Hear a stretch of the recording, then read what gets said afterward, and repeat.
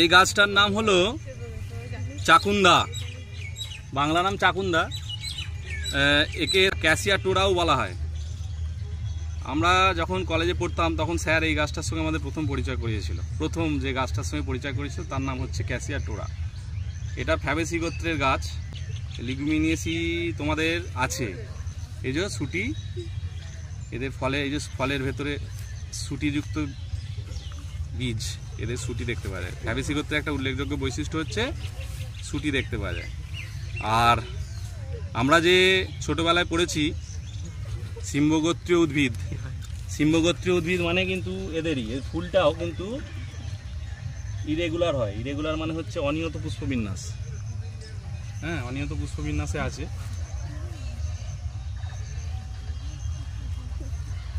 এর বাংলা নাম চাকুন্দা। এর থেকে যেটা একটু বড় হয় গাছটা একই রকম দেখতে, সেই গাছটার নাম হচ্ছে ক্যাসিয়া সফেরা। তাকে বলা হচ্ছে ক্যাসিয়া সফেরা হচ্ছে কালকাসুন্দা।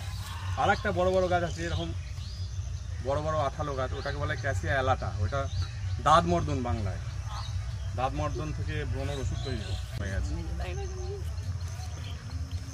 ফ্যাবেসি